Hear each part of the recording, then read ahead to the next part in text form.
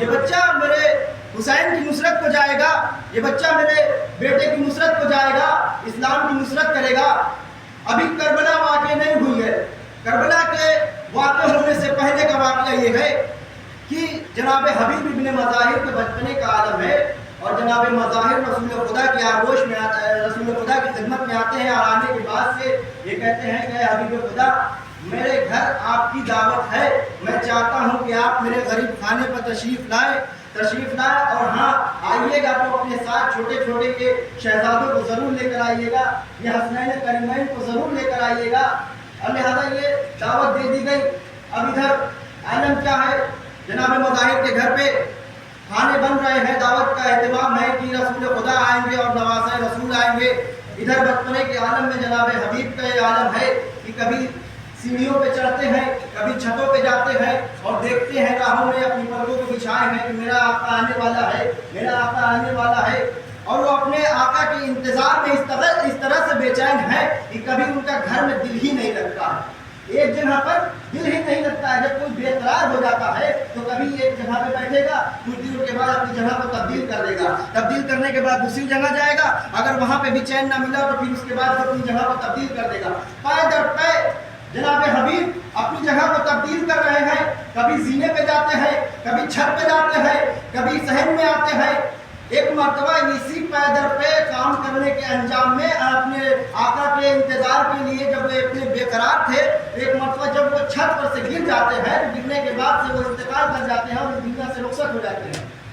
جب اس دنیا سے گزر گئے ایک مرتبہ جناب مظاہر نے سوچا کہیں یہ خبر رسول خدا کے کانوں تک پہنچ گئی تو کہیں ایسا نہ ہو کہ جو اللہ کی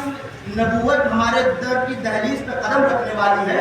ایسا نہ ہو کہ ہمارے در پہ آنے سے رک جائے اور ہمارے گھر پہ جو دعوت کا اہتمام ہے وہ ہمارے محنت برباد چلی جائے۔ اس لیے کہ ہم نے رسول خدا کو دسترخوان پہ بلایا ہے، اس لیے کہ ہم نے رسول خدا کو دعوت دی ہے کہ وہ آئیں گے ہمارے گھر پر تو نعمت آئے گی۔ ہم چاہتے ہیں کہ نبوت کا پہلا قدم ہمارے گھر کی دہلیز پہ آئے۔ ایک مرتبہ انہوں نے حبیب کو اٹھایا اور اٹھانے کے بعد سے اپنے حجرے میں لے جا کر کے، کمرے میں لے جا کر کے بند کر دیا، اور کمرے کو بند کرنے کے بعد اپنی زوجہ سے کہتے ہیں، حبیب کی ماں سے کہتے ہیں کہ دیکھو رونا نہیں، اس لیے کہ اگر یہ خبر رسول خدا تک پہنچ گئی تو لہٰذا پھر وہ ہمارے گھر کی دہلیز پر آنے سے رک جائیں گے، اس لیے کہ جہاں پر یہ سوچیں گے کہ غم ہو گیا ہے اس جگہ پر میں جا کے کس طریقے سے دعوت کروں گا، کس طریقے سے میں اس کے ہاں دسترخوان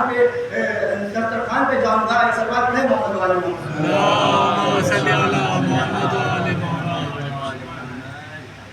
تو پھر اس کے بعد سے جو ہے رسول خدا کی جب آمد ہوئی، رسول خدا جب آتے ہیں، آنے کے بعد سے جب دسترخوان لگتا ہے، جناب مظاہر چاہتے ہیں کہ جتنا جلدی ہو سکے رسول خدا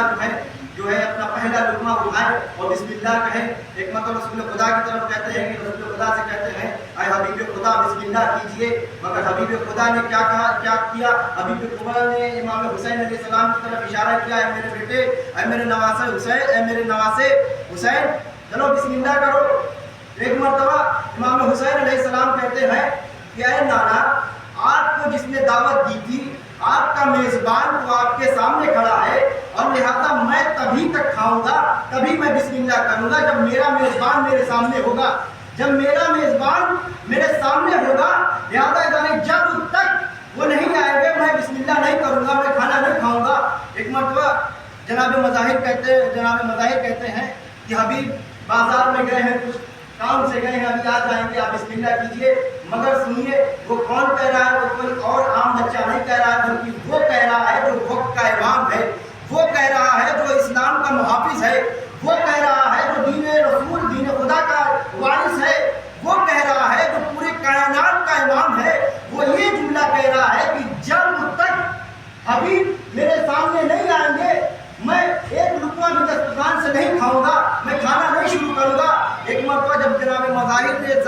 جب یہ ماجرا دیکھا، جو معاملہ اب جو ہے حد سے زیادہ ہو چکا ہے، اب لگتا ہے کہ سچ سے آگاہی کر دینی چاہیے، تو ایک مرتبہ جناب مظاہر کہتے ہیں رسول خدا حبیب آپ کے نواسوں کے انتظار میں جو ہے کبھی چھت پہ جاتے تھے، کبھی صحن میں آتے تھے، اور اس مقام اس طریقے سے وہ بے چین تھے انتظار میں، اور جب وہ چھت سے گرے تو وہ اس دنیا سے رخصت کر چکے ہیں، اس دنیا کو الوداع کہہ چکے ہیں۔ ایک مرتبہ کہا حبیب کہاں ہے، حبیب کہاں ہے، حبیب کی لاش کدھر ہے، حبیب کا جنازہ کدھر ہے؟ ایک مرتبہ وہ کہتے ہیں کہ حبیب کا جنازے کو ہم نے جو ہے حجرے میں رکھ دیا ہے. ایک مرتبہ اشارہ کرتے ہیں امام حسین علیہ السلام کی طرف. امام حسین علیہ السلام کہتے ہیں کہ چلیے مجھے حبیب کی طرف لے چلیے. جناب حبیب ابن مظاہر کی طرف لے جاتے ہیں. ایک مرتبہ جب حجرے کا دروازہ کھلا تو ایک مرتبہ امام حسین علیہ السلام نے بس یہی کہا کہ حبیب تم مجھے دعوت دے کر کے، اے حبیب تم مجھے اپنے گھر پہ بلا کر کے اور خود یہاں سے چلا گیا. ایک مرتبہ یہ صدائے امام تھی جو حبیب کے کانوں میں پہنچی تو ایک مرتبہ حبیب نے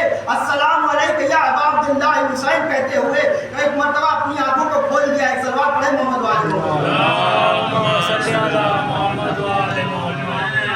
اپنی آنکھوں کو کھول دیا. فیضان گرامی حبیب علیہ السلام کو دو زندگی عطا ہوئی. ایک تو پروردگار نے زندگی عطا کی اور دوسری زندگی امام حسین علیہ السلام نے عطا کی. یہ دوسری زندگی ہے جو حبیب ابن مظاہر کو امام حسین علیہ السلام نے عطا کی. ہمارے ہاں ایک بزرگ شاعر گزرے ہیں الحاج ضیاء غازی پوری صاحب مرحوم. وہ فرماتے ہیں کہ پستی سے بلندی کی طرف جاتا ہے پانی، اللہ ہرے دریائے مودت کی روانی. پستی سے بلندی کی طرف جاتا ہے پانی،